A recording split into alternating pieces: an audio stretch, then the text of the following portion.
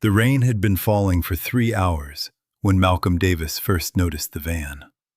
It was 11:47 p.m. on a Tuesday in October, and the parking lot of the McDonald's on Cascade Road glowed under sodium lights that turned every puddle into liquid copper.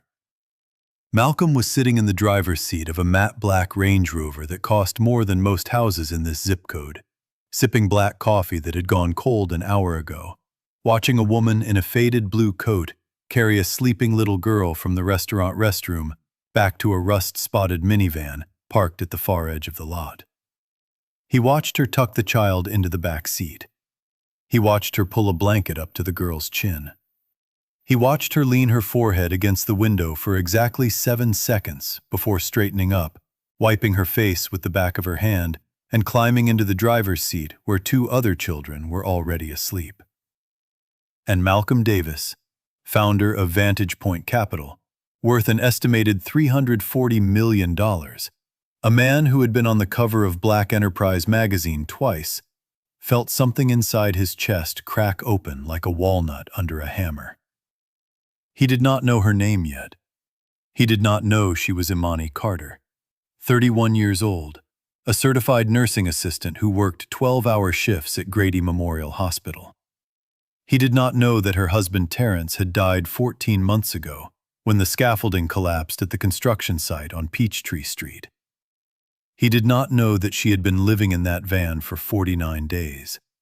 And he absolutely did not know, could not have known, would not know for another 6 days that the reason she was living in that van, the reason her 3 children were sleeping in a McDonald's parking lot in the rain, was because of a business decision he himself had signed off on 11 months ago in a glass conference room on the 42nd floor of a building downtown.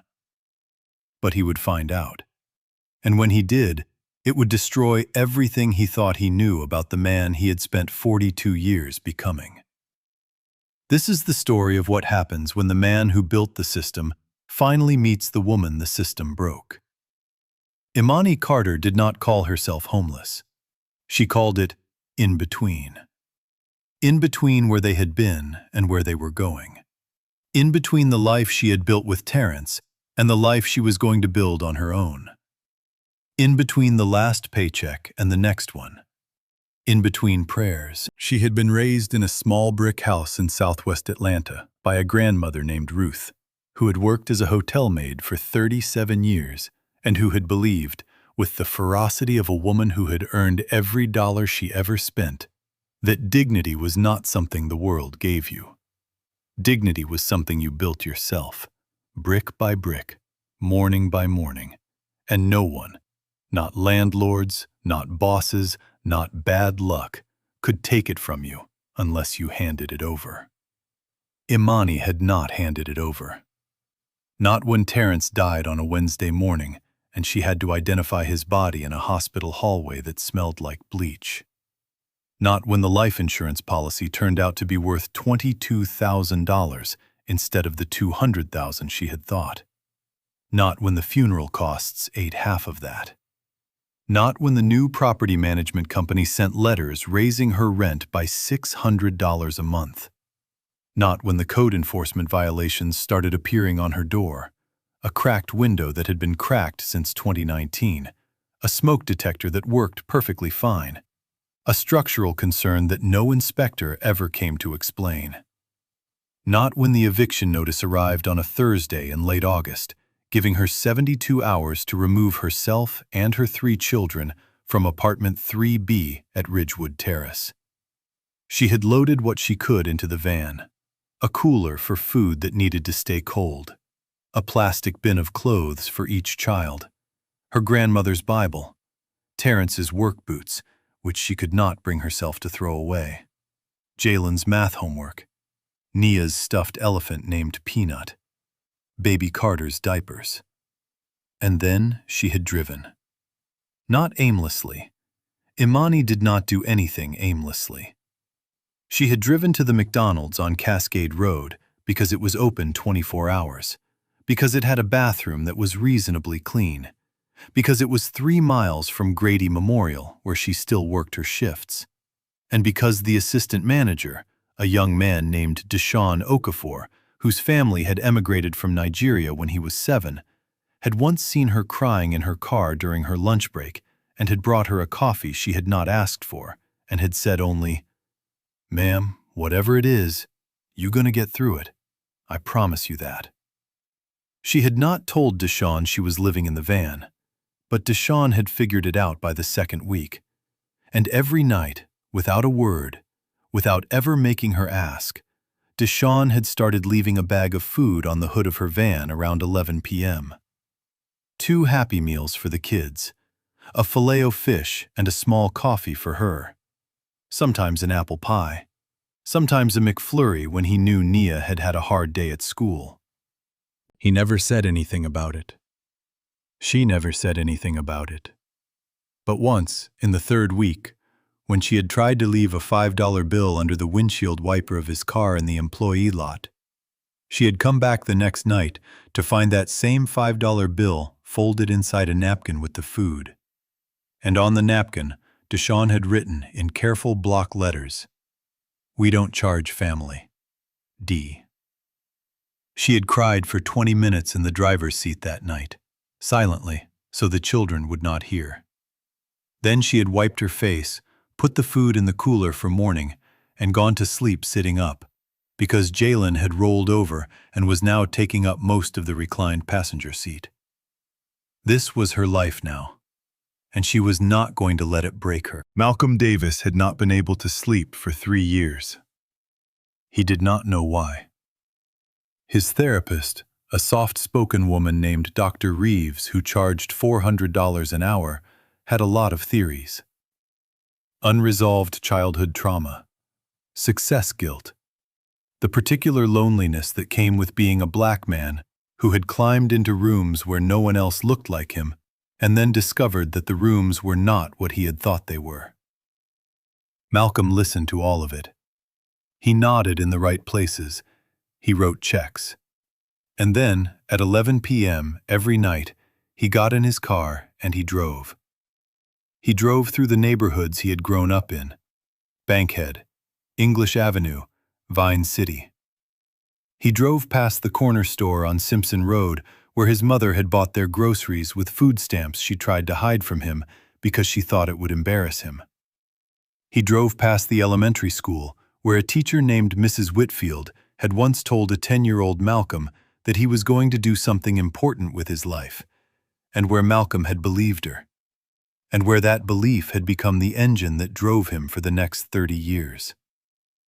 He drove past the apartment complex on Hollywood Road where he and his mother had lived until he was 12, until the landlord had raised the rent one too many times, until they had moved to a smaller place, and then a smaller place, and then finally to his aunt's basement in Decatur, where Malcolm slept on a fold-out couch until he left for Morehouse College on a scholarship at 17. He drove past all of it. And somewhere in the driving, in the neon and the rain and the empty streets, Malcolm was looking for something. He did not know what.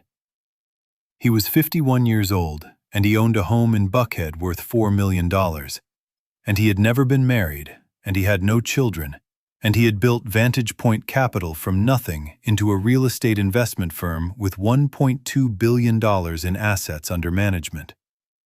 And every night at 11 p.m., he got in his car and he drove, because he could not sit still in that $4 million house one more minute. On the Tuesday night in October, the driving had brought him to the McDonald's on Cascade Road. He had pulled in for coffee. He did not need coffee. He had gone through the drive-thru and gotten a large black coffee that he had no intention of drinking. And then he had parked at the far end of the lot because he did not want to go home yet. And that was when he had seen the van. He watched for 45 minutes. He watched the woman go into the restaurant with the little girl. He watched her come back out. He watched the way she moved, tired, deliberate, careful not to wake the other children. He watched her tuck the little girl in. He watched the 7-second forehead against the window. He watched the wiping of the face. And Malcolm Davis, who had not cried since his mother's funeral in 2011, felt tears running down his cheeks in the driver's seat of a Range Rover that cost $118,000. He did not know why. He would not understand why for another 6 days. But when he finally drove home that night, he did something he had not done in 3 years. He slept. And when he woke up in the morning, the first thing he thought about was the van. He went back the next night. He told himself he was not going back. He told himself at 9 p.m. that he was going to stay home and read the report on the Charlotte acquisition. He told himself at 10 p.m. that he was going to go to bed early for once. He told himself at 10:47 p.m. as he was getting into the Range Rover that he was just going for a drive, that he might go anywhere, that the McDonald's on Cascade Road was not even in the direction he usually went. He was there by 11:12 p.m. The van was in the same spot. He parked far enough away that no one would notice him, close enough that he could see the shape of the woman in the driver's seat. She was reading something. In the glow of a small flashlight, she was reading something to the children in the back. He could see her mouth moving. He could see the little girl's face, awake now, watching her mother. Malcolm sat in his car for 2 hours. He did not go through the drive-thru. He did not get out. He just sat there, and he watched, and he tried to understand what he was doing. At 1:14 a.m., the flashlight went off in the van. The woman leaned her seat back as far as it would go. She pulled a coat over herself. She turned her face to the window. Malcolm drove home. He did not sleep that night. He sat in his study on the second floor of his house in Buckhead, and he stared at the wall for 4 hours. At 6 a.m., he called his assistant Renata and told her to clear his schedule for the day. At 7 a.m., he was back at the McDonald's parking lot. The van was gone. He felt something like panic move through his chest. Where had she gone? What if she never came back? What if he never saw her again? What if? And then he stopped himself. Because Malcolm Davis, who had negotiated 11-figure real estate deals, who had faced down hostile boards of directors, who had walked into rooms full of white men in suits and made them respect him, suddenly realized that he was 51 years old and he was sitting in a McDonald's parking lot at 7 in the morning, obsessing over a woman whose name he did not know, whose face he had barely seen, whose life he knew nothing about. And he did not care. He did not care that it made no sense. He did not care that he had a 9 a.m. call with Goldman Sachs. He did not care that his behavior would have looked, to any outside observer, like the beginning of a stalking case. He cared about that van. He cared about that woman. He cared about the little girl who had been asleep in her arms. He cared, and he did not know why, and he was going to find out. He went inside the McDonald's. He ordered a coffee he did not want. He sat at a booth by the window, and he watched the parking lot until 11:30 p.m. that night, when the rust-spotted van pulled back in, and the woman got out, and the same routine began again. That was the night Malcolm made his first mistake. He walked up to the van. Imani saw him coming from 20 feet away. Every muscle in her body went tight. She had been in enough parking lots at enough hours of the night to know when a man was walking toward her with intent. And this man, tall, well-dressed, coat that cost more than her rent used to be, was walking toward her with intent. She reached under the driver's seat for the tire iron she kept there. "Ma'am," Malcolm said, stopping about 8 feet from the van. His hands were visible. His voice was low. "Ma'am, I'm sorry to bother you. I don't mean any harm." "Then keep walking," Imani said. Malcolm stopped. He did not know what he had planned to say. He had not planned anything. He had walked out of the McDonald's on some impulse he could not name, and now he was standing in a parking lot in front of a woman who was clearly terrified of him, and he had no idea what to do next. "I'm going to call the police," Imani said. "Please don't," Malcolm said. Something in his voice made her pause. It was not the voice of a man who was used to asking for anything. It was the voice of a man who was, at that exact moment, breaking. Imani kept her hand on the tire iron. "Who are you?" she said. "My name is Malcolm Davis," he said. "I saw you last night, and the night before. I've been—" He stopped. He did not know how to finish that sentence without sounding insane. "I've been worried." "Worried?" "Yes." "About me?" "Yes." Imani looked at him for a long moment. He was black, mid-50s, clean-shaven, expensive coat, no wedding ring. He was standing in the wet asphalt of a McDonald's parking lot at 11:47 p.m., telling her he had been worried about her. "Mister," she said, "if you knew what my life looks like, you would understand why a black woman in a parking lot at midnight does not need a strange man telling her he's been worried about her." "You're right," Malcolm said. "You're absolutely right. I'm sorry." He took one step backward. "I'm going to leave," he said. "I'm sorry I bothered you. I just what?" "I don't know," he said. And it was the most honest sentence he had spoken in 20 years. "I don't know what I'm doing." He turned around and walked back across the parking lot. Imani watched him go. She watched him get into a Range Rover. She watched him sit in the driver's seat for a long time without starting the engine. She watched him finally pull out of the lot and drive away.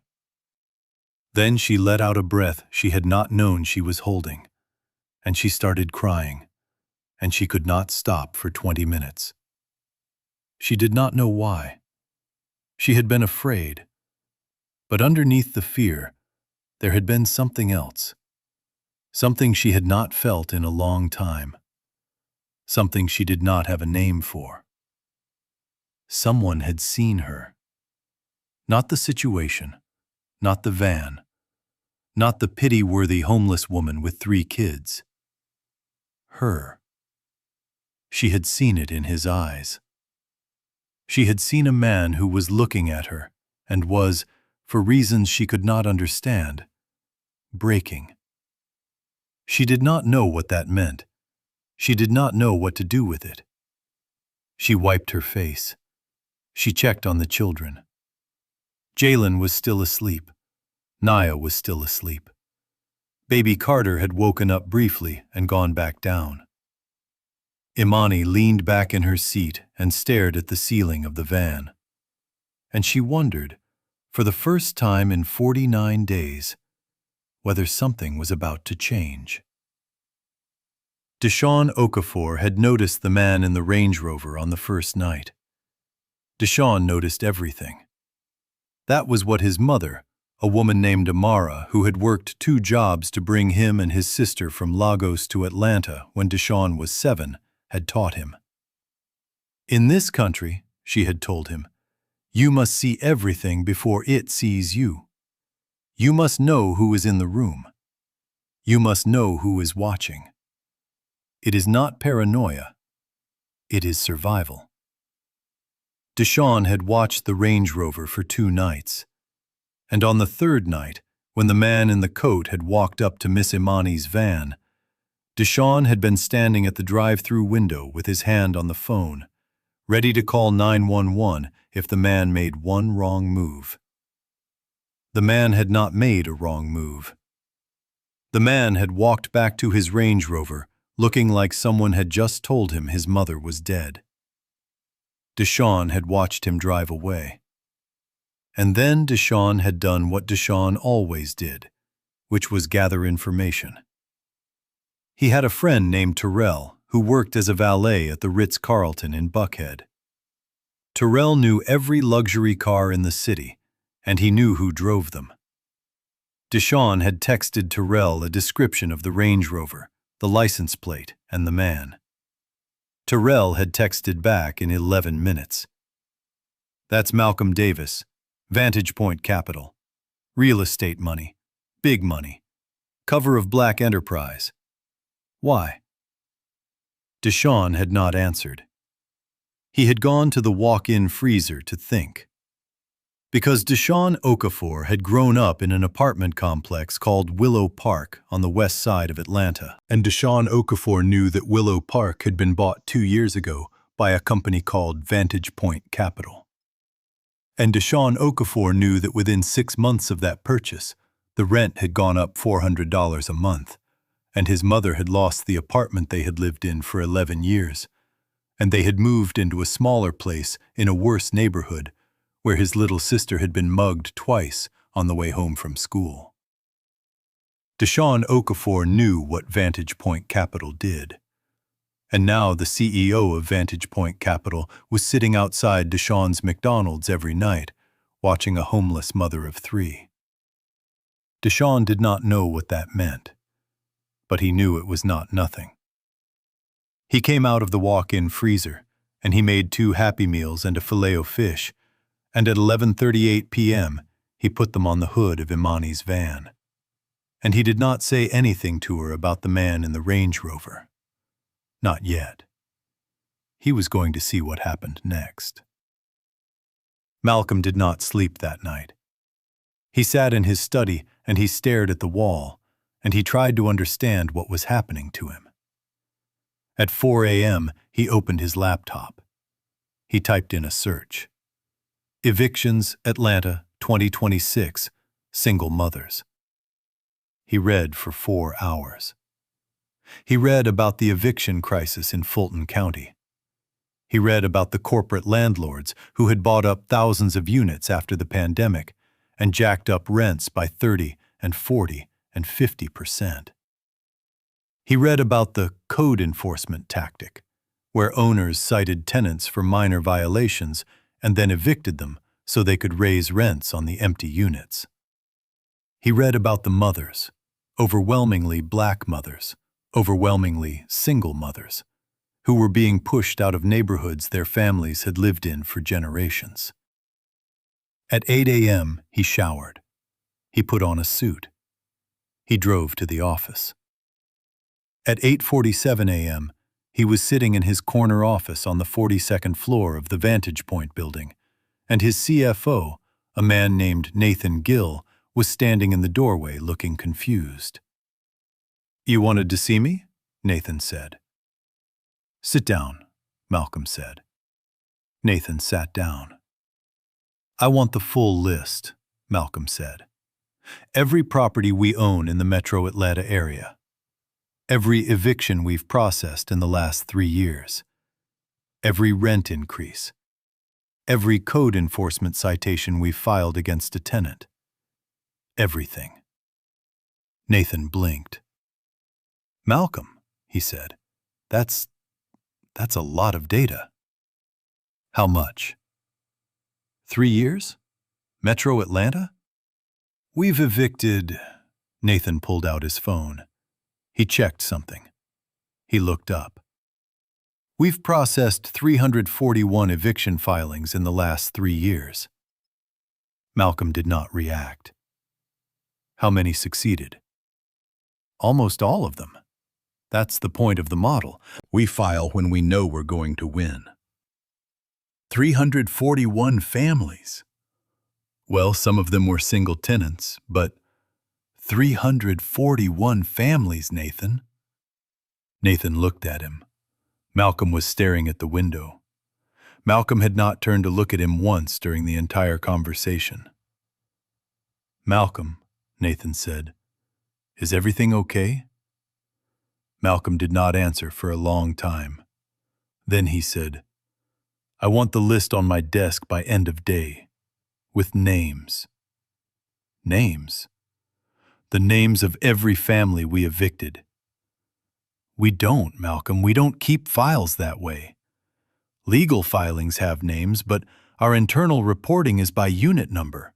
That's how the model works. We optimize by unit. We don't track by family. Malcolm turned slowly and looked at Nathan. You mean to tell me, he said, that we've evicted 341 families over 3 years, and we don't know their names? It's not that we don't know. It's that we don't need to know. The unit is the asset. The occupant is a variable. Get me the names, Nathan. Malcolm, get me the names. Nathan Gill left the office. He would later tell his wife over dinner that night that he had never seen Malcolm Davis look the way Malcolm had looked in that meeting. He would tell her that something in Malcolm had changed. He would tell her he did not know what it meant, but he was afraid it meant the end of Vantage Point Capital as they knew it. He was right. The list arrived on Malcolm's desk at 4:47 p.m. It was 187 pages long. Malcolm sent everyone home at 6. He told Renata to lock the outer door. He told the cleaning crew to skip his floor. He poured himself a glass of bourbon that he did not drink. And then he started reading. He read every name. Every single one. Erica Johnson. Marcus and Letitia Brown. The Hernandez family. Dorothy Miles, age 73. The Washington family. Karen Pitts and her 4 children. On and on and on. He read for 6 hours. At 11:42 p.m., he found her. Ridgewood Terrace, Unit 3B. Carter Imani. Eviction filed August 3, 2026. Reason: code enforcement non-compliance. Occupants: 1 adult, 3 minor children. Status: successfully vacated. Malcolm stared at the page for a long time. He did not know it was her. He could not have known it was her. He had not asked her name in the parking lot. He knew nothing about her except that she lived in a rust-spotted van with 3 children. But something in him knew. Something in the way his hand was shaking as he held the page.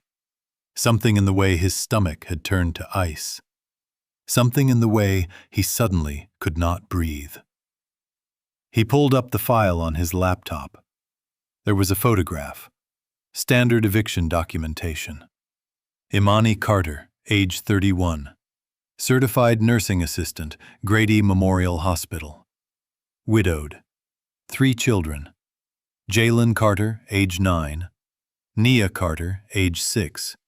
Carter Carter, age 2. The face in the photograph was the face he had seen in the parking lot. Malcolm Davis, who had not vomited since he was 14 years old, made it to the private bathroom off his office in time to close the door, but not in time to make it to the toilet. He knelt on the tile floor of a bathroom in a building he owned, in a city where he had built an empire, and he threw up until there was nothing left in him. And then he threw up some more. He had done this. He had done this to her. He had signed the paperwork on the Ridgewood Terrace acquisition in November of last year. He remembered the deal.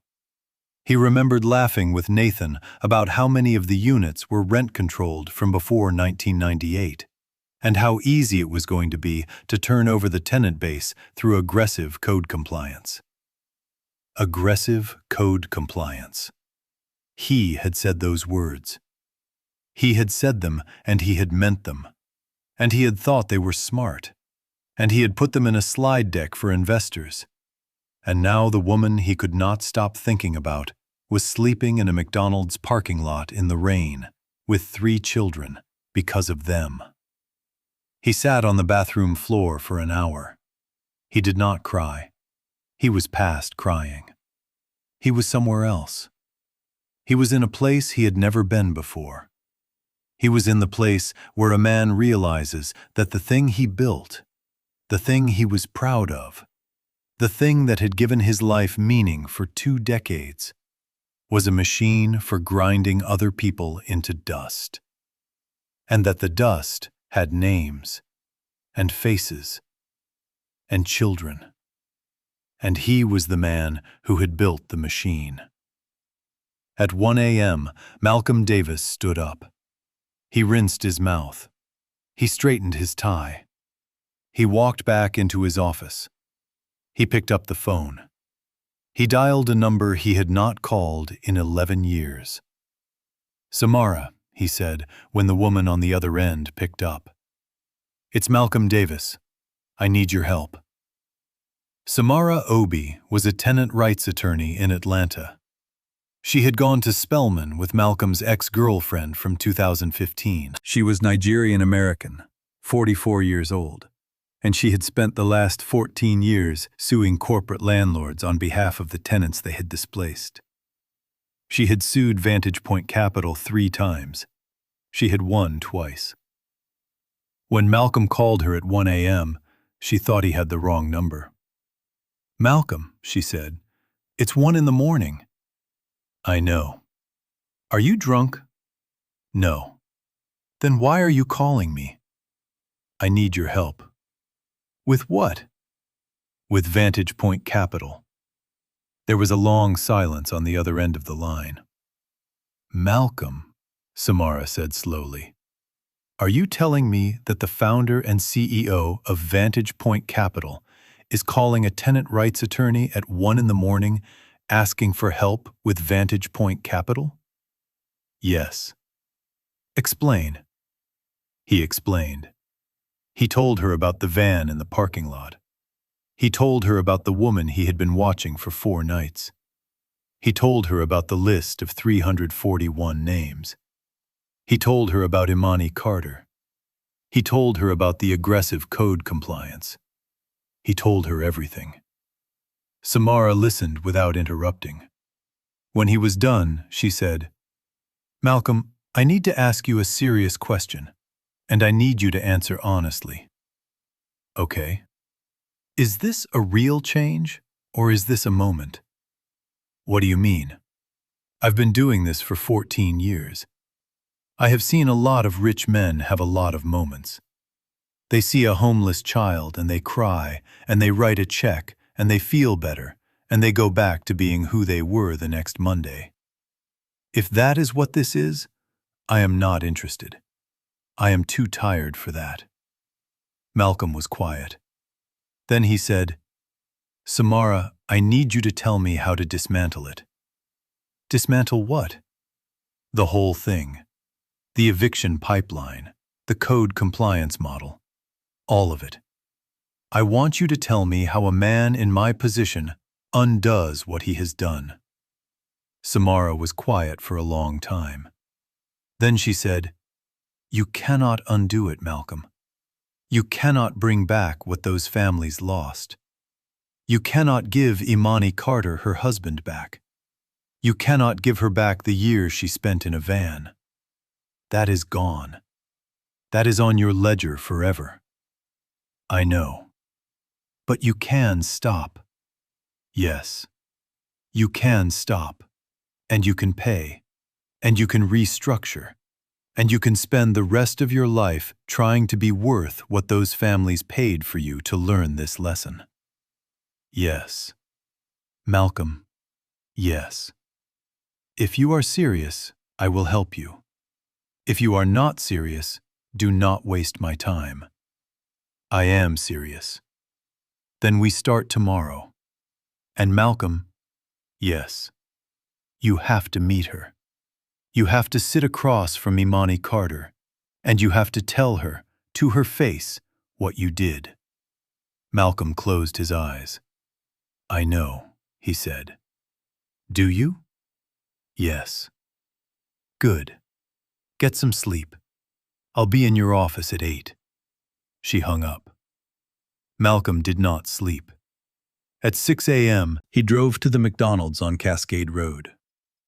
The van was still there. He did not get out of his car.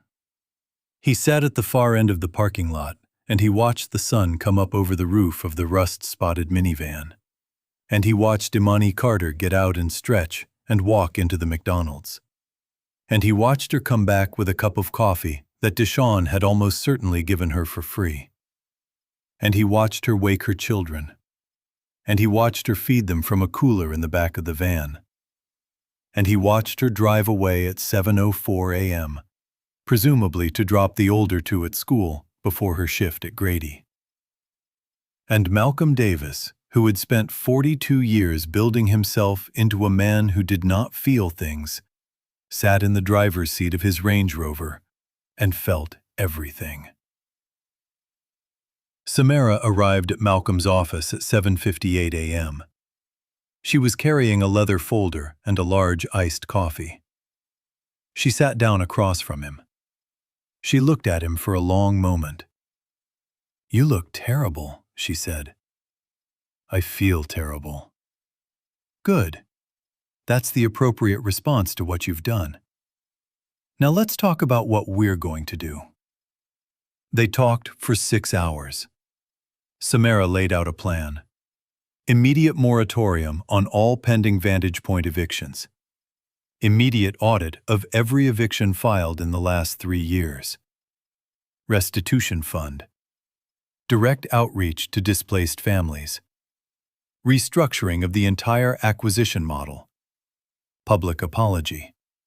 Board of Directors overhaul. Malcolm agreed to all of it. Nathan Gill, when informed at 2 p.m., threatened to resign. Malcolm accepted his resignation on the spot. By 4 p.m., 3 other executives had resigned. By 5 p.m., the general counsel had told Malcolm that what he was proposing would expose the company to lawsuits worth tens of millions of dollars.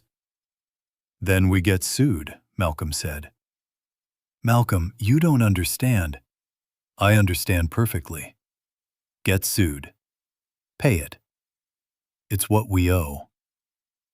At 6:30 p.m., Samara said, "Now we need to talk about Imani Carter." "Yes. You need to meet her. But you cannot ambush her. You have already frightened her once in that parking lot. If you approach her again without warning, she is going to run, and she has every right to run."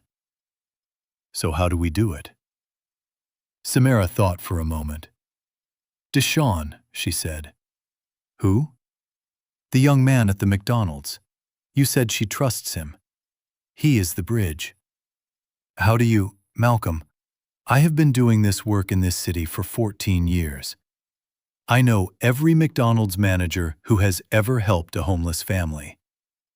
Deshawn Okafor's mother was evicted from a Vantage Point property in 2024. That is not a coincidence. That is Atlanta." Malcolm closed his eyes. "How many more?" he said. "How many more people am I going to find out I hurt?" "All of them, Malcolm. You are going to find out about all of them. That is the work." She stood up. "I'll talk to Deshawn tomorrow," she said. "I'll ask him to arrange a meeting. If Imani agrees, we'll do it here, in a neutral room, with me present. If she does not agree, we do not push." "Okay, Malcolm." "Yes. One more thing." "What?" "When you meet her, do not apologize first." "Why not?" "Because an apology from a man like you, in a room like this, in a building like this, is worth nothing to a woman like her. She has heard apologies her whole life. Apologies are cheap." "Then what do I do?" "You tell her what happened. You tell her, factually, what you did. You take responsibility. You tell her what you were going to do about it. And then, only then, if she asks for it, you apologize." Malcolm nodded. "Okay," he said. "And Malcolm." "Yes?" "She is going to be angry. She has every right to be angry. You will not defend yourself. You will not explain. You will not contextualize. You will sit there and you will take it. Do you understand? Yes. Good. She left. Malcolm sat alone in his office until midnight. Samara arrived at the McDonald's on Cascade Road at 11:15 p.m. the following night. Deshawn was working the drive-thru.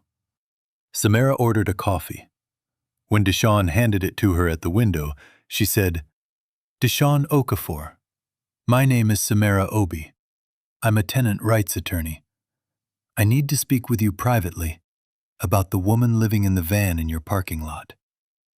Deshawn's face did not change. "My break is in 12 minutes, he said. "I'll meet you at the picnic table on the east side of the building." 12 minutes later, they were sitting across from each other.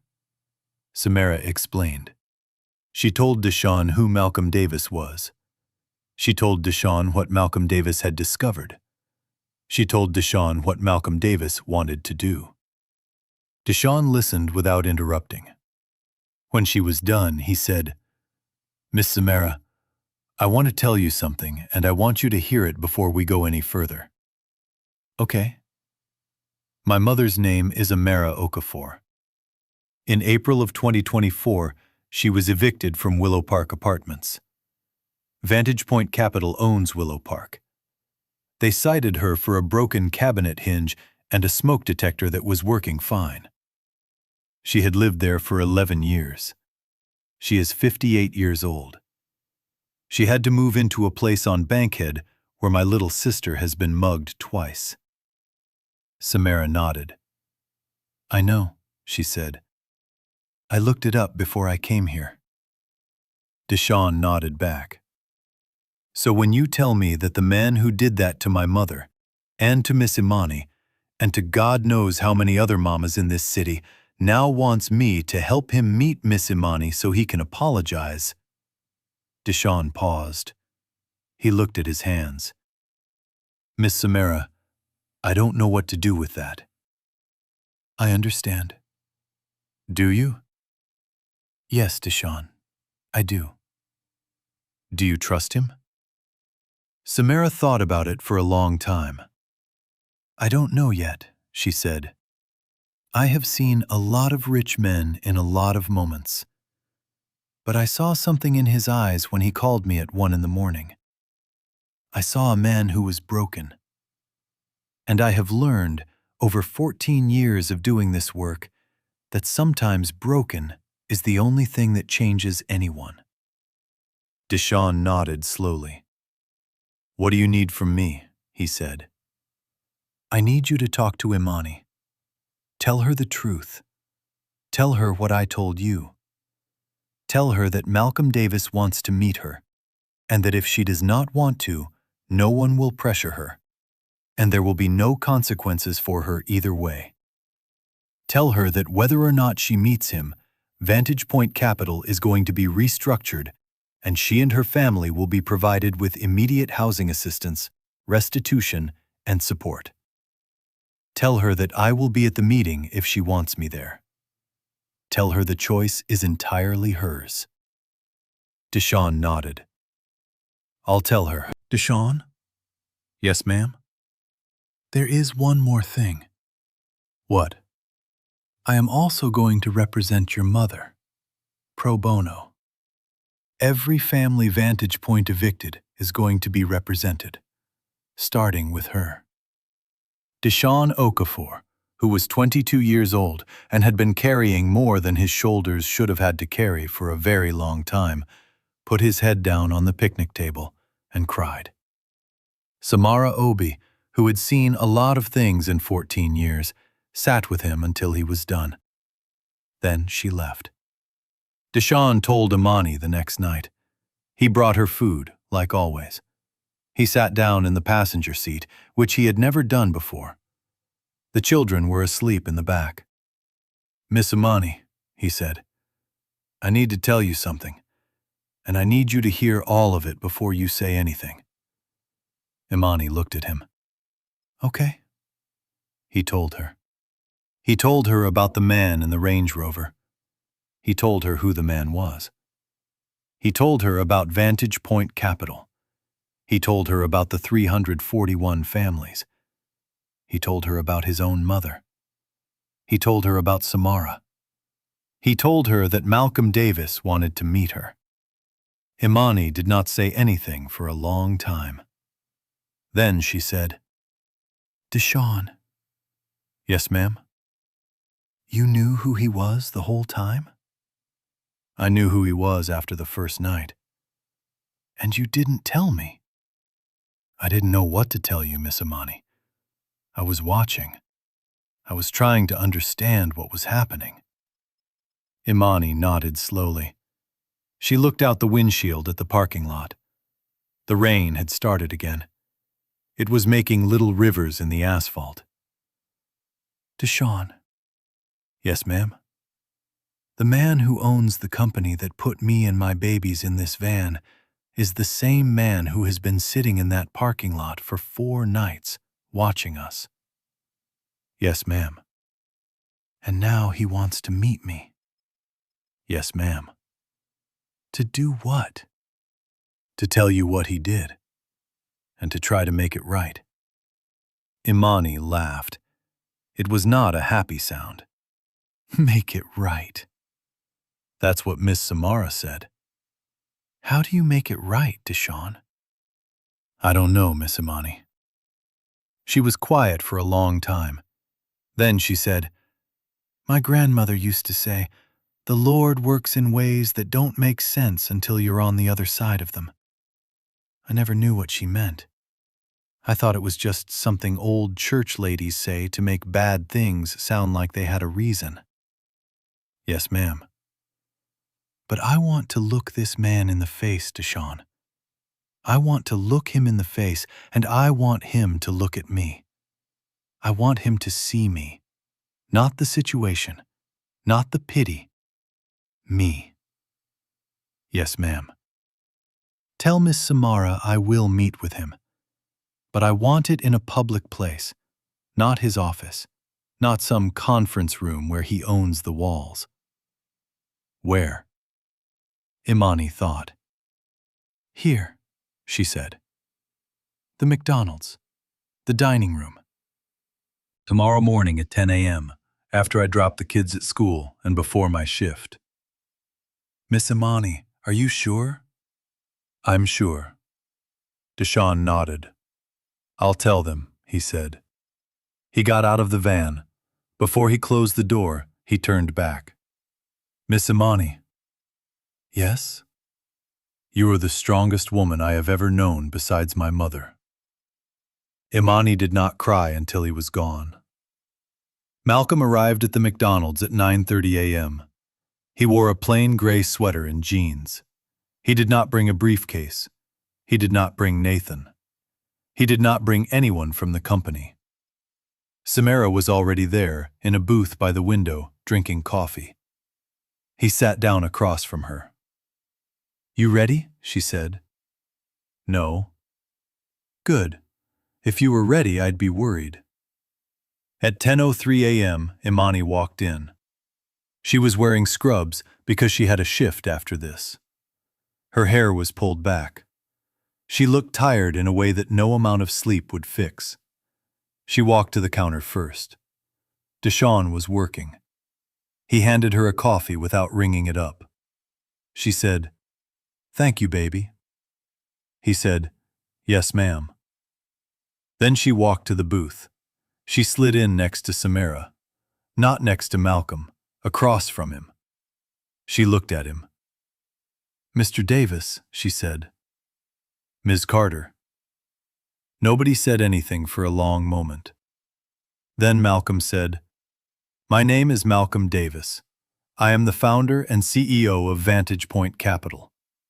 In November of last year, my company purchased the apartment complex at 2847 Ridgewood Drive, which was renamed Ridgewood Terrace after the acquisition. The purchase was structured, as many of our purchases are, around what we called an aggressive code compliance and rent optimization strategy. In practice, this meant that we intentionally cited tenants for minor code violations in order to create legal grounds for eviction, so that we could then raise the rents in vacated units to market rate. He paused. Imani said nothing. He continued. In August of this year, my company filed an eviction against you and your 3 children. That filing was successful. You were removed from your home. According to the timestamp on the filing, you have now been without permanent housing for 49 days. 52, Imani said. The van started counting 3 days before the actual eviction because I moved us out early. I didn't want the sheriff to do it in front of the kids. Malcolm nodded. 52 days, he said. I stand corrected. He looked at her. I did that, he said. I signed the paperwork on the acquisition. I approved the strategy. I have made hundreds of millions of dollars doing this to families like yours. I have done it to 341 families in this city over the last 3 years. I did not know your name until 3 nights ago. I did not know you existed until 3 nights ago.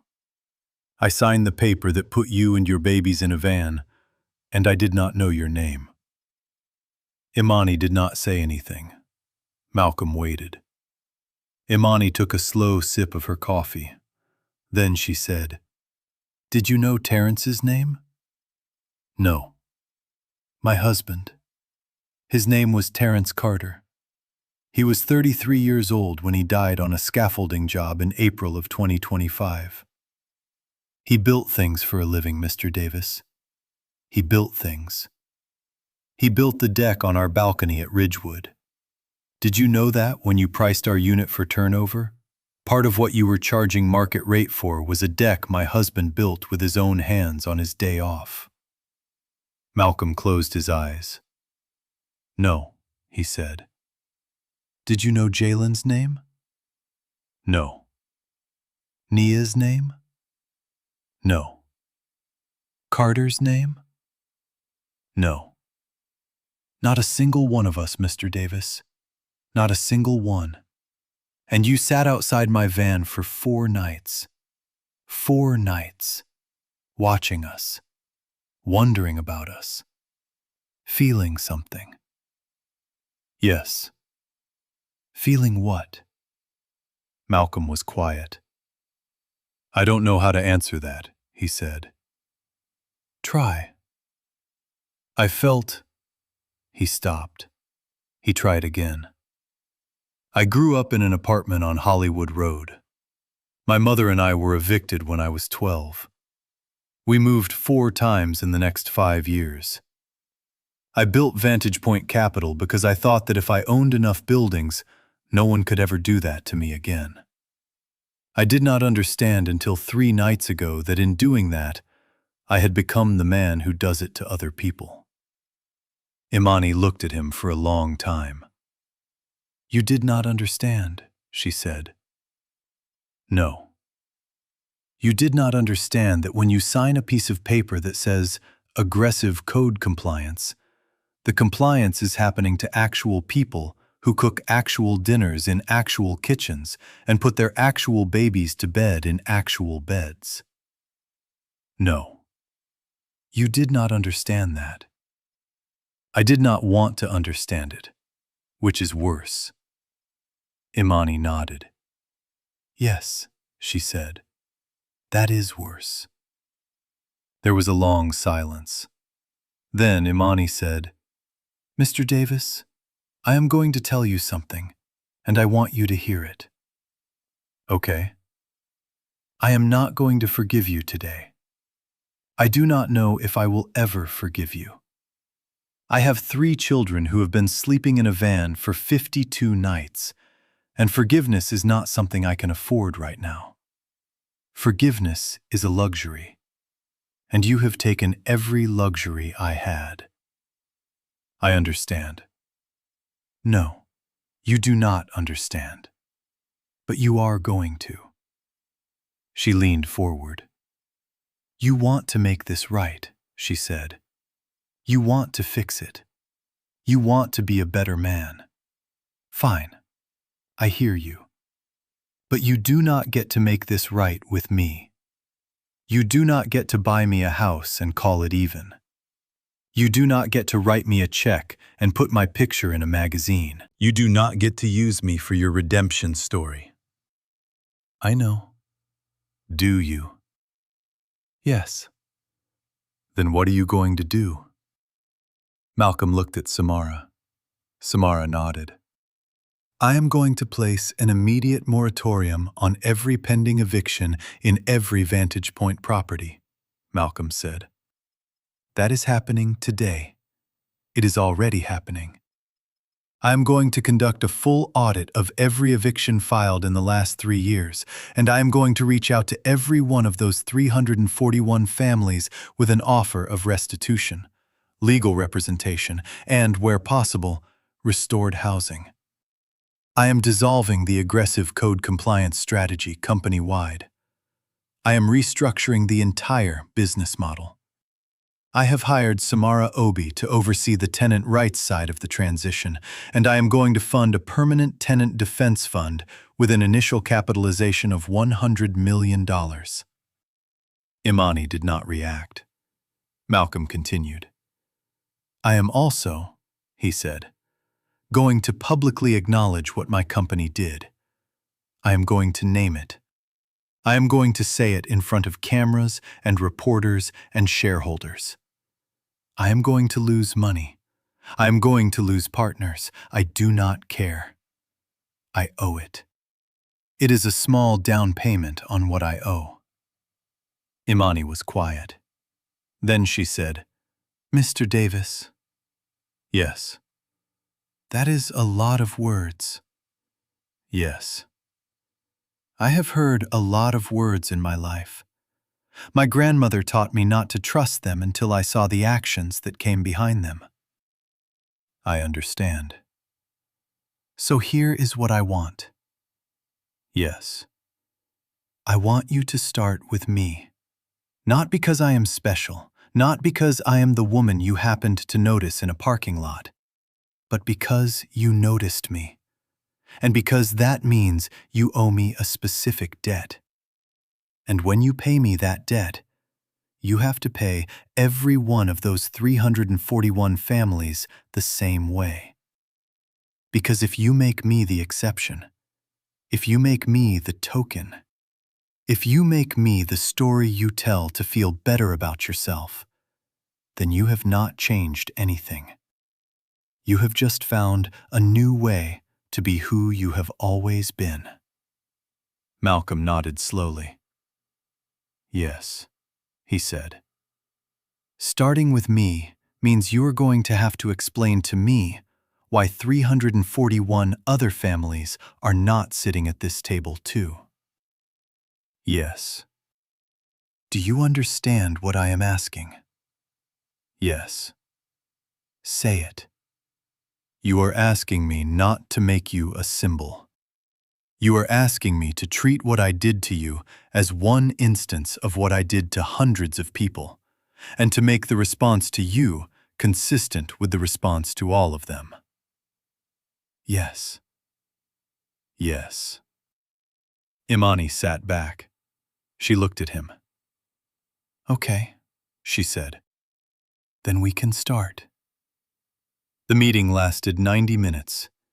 At the end of it, Imani stood up. She had a shift at Grady in an hour. She could not be late. Before she left, she said, Mr. Davis, one more thing. Yes? My children do not know any of this. They do not know we are homeless. They think we are on an adventure. Jaylen thinks we are living in the van because our apartment is being painted. Nia thinks we are camping. Carter is 2 and thinks life has always been this way. Whatever happens next, whatever you do, my children do not become part of your story. Not for cameras, not for reporters, not for a photo op. Are we clear? Yes. If I see my children's faces in a press release, I will burn your company to the ground. You have my word. She nodded. She left. Malcolm sat in the booth for a long time after she was gone. Samara said, You did all right. Did I? You did all right. You did not try to make her the hero of your story. You let her stay the hero of her own. Malcolm nodded. He looked out the window at the parking lot where the rust-spotted van had been sitting 5 nights ago. Samara. Yes? There is going to be so much work. Yes. I do not know if I can do it. You are going to do it, Malcolm. You are going to do it because there is no other option. Because you have seen it now. And once you see it, you cannot unsee it. No. That is the price of noticing. Malcolm laughed. It was not a happy sound. The price of noticing, he said. Yes. Everybody in this city should be paying that price. Yes, Malcolm. They should. 6 months later, Imani Carter was standing in the kitchen of a 3-bedroom house on Cascade Road. The house was hers. Not free. Not a gift. She had refused a gift. She had told Malcolm and Samara in a follow-up meeting 3 weeks after the first that she would accept restitution, but not charity. There was a difference. Restitution was owed. Charity made her a project.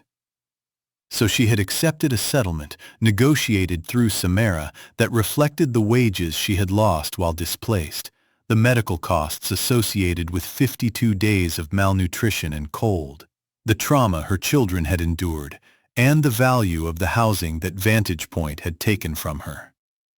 The number, when it was all added up, was substantial.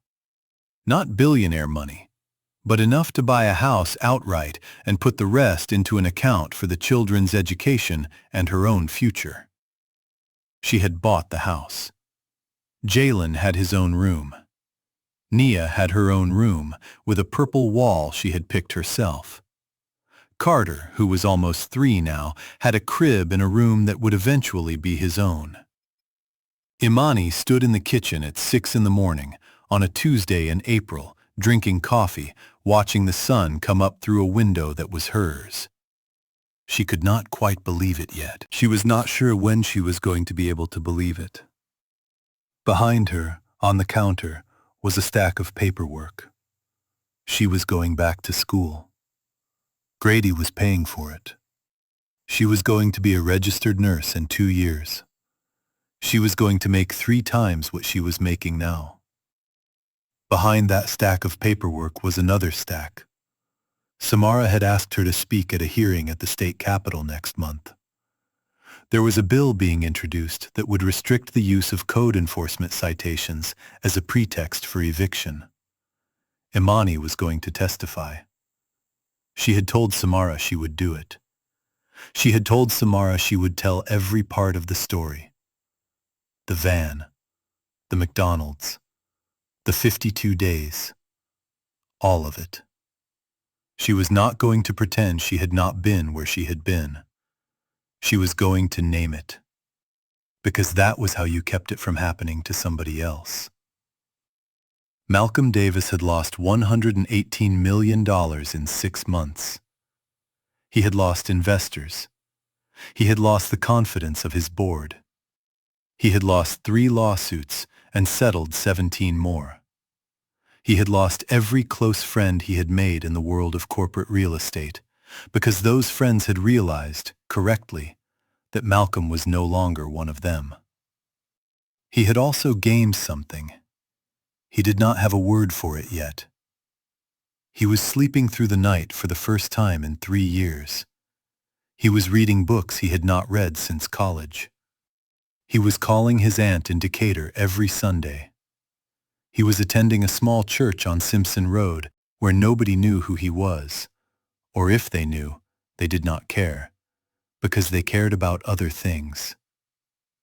He had turned Vantage Point Capital into something that would have been unrecognizable to Malcolm Davis of 1 year ago.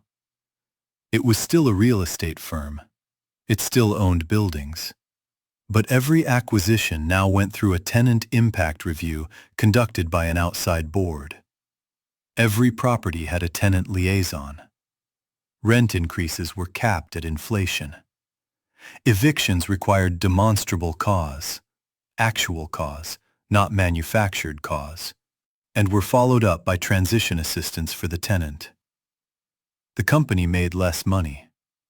Malcolm did not care. He had funded the tenant defense fund. He had begun paying restitution to the 341 families. Most of them had accepted.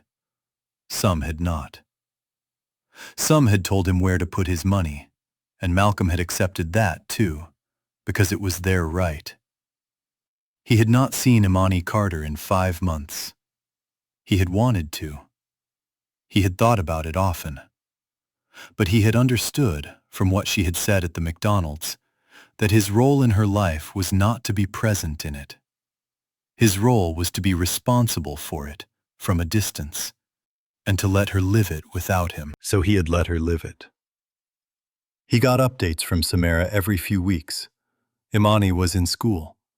The kids were doing well. Jaylen had made the basketball team. Nia was reading 2 grades above her level. Carter was learning to say full sentences. Malcolm had cried, in his office, the day Samara told him that Nia had painted her bedroom wall purple. He did not know why. He was learning that a lot of the things he cried about now did not have obvious reasons. He was learning that this was okay. The hearing at the state capitol was on a Wednesday in May. Malcolm sat in the back row. He had not been invited. He had also not been uninvited. He had come because he needed to hear her say it. He needed to hear her name it in front of cameras and legislators and other survivors. And he needed to sit with what it sounded like when she did. Imani wore a navy blue dress. Her hair was pulled back. She looked like a nurse who had come from a 12-hour shift, which she had. She was called to testify at 2:17 p.m. She sat down. She adjusted the microphone. She looked at the panel of legislators. She said, "My name is Imani Carter. I am a certified nursing assistant. I am the widow of Terrence Carter, who died in a construction accident in April of 2025. I am the mother of 3 children. And from August 3rd of 2026 to September 24th of 2026, I lived with my 3 children in a rust-spotted minivan in the parking lot of the McDonald's on Cascade Road." She paused. She did not cry. She did not have to. She said, "I want to tell you about those 52 days." And she told them. She told them all of it. She told them about the letters, about the code enforcement, about the 72-hour notice, about the cooler in the back of the van, about Deshawn, who never let her thank him, about the nights when Nia had asked her from the back seat whether God was mad at them, and about the answer she had given. She told them about Malcolm. She told them, without naming him, that a man had noticed her. She told them that the reason she was in front of them today was not because a man had noticed her. She told them that the reason she was in front of them today was because 341 other families had not been noticed.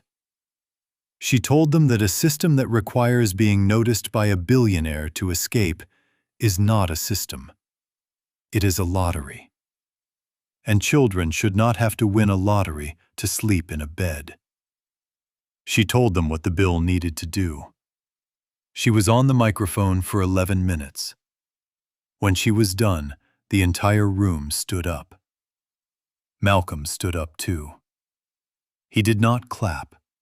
He just stood. And when Imani turned on her way out of the chamber, she saw him in the back row. She held his gaze for exactly 2 seconds. She did not smile. She did not nod. But her eyes said everything her mouth did not. "I see you. I remember you. Now go do the work." She turned and she walked out of the chamber. Malcolm sat down in his seat. He did not move for a long time. Home is not an address. Home is a voice that reads to you at night. Home is a sister's hand in yours in the back seat of a car. Home is a mother who has not slept in 52 days, still finding the strength to smile when her 2-year-old wakes up hungry. Home is a man at a McDonald's window who says, "We don't charge family," and means it. Home is a woman on a witness stand who refuses to let her children become anyone's symbol. Home is a man in the back of a chamber who finally understands, at 51 years old, that everything he thought was strength was only fear wearing a suit. Imani Carter lives with her 3 children in a house on Cascade Road. She is 9 months from finishing her nursing degree. Jaylen is in 5th grade. Nia is in 3rd. Carter is in preschool. They have a dog named Peanut, named after the stuffed elephant Nia used to sleep with in the van. Malcolm Davis still runs Vantage Point Capital. It is a different company now. He sleeps through the night. He calls his aunt on Sundays. He has learned the names of every single one of the 341 families his company displaced, and he can recite them in order from memory. Deshaun Okafor no longer works at McDonald's. Samara helped him get a scholarship. He is a sophomore at Georgia State, studying social work. His mother lives with him. His little sister has not been mugged in 2 years. Samara Obi has sued 4 more real estate firms in the last 12 months. She has won every case. The bill Imani testified for passed the state legislature in July of 2026. It is called the Carter Act. Imani did not want it named after her. She was overruled. She lets Nia call it Mommy's Law and pretends she does not like it. She likes it. This is the story of what happens when the man who built the system meets the woman the system broke. She did not break. He did. And in the breaking, he became something the man he used to be could never have been. Which is not a hero. Just a man. Doing the work. Every day. Because that is what noticing costs. And once you notice, you cannot stop.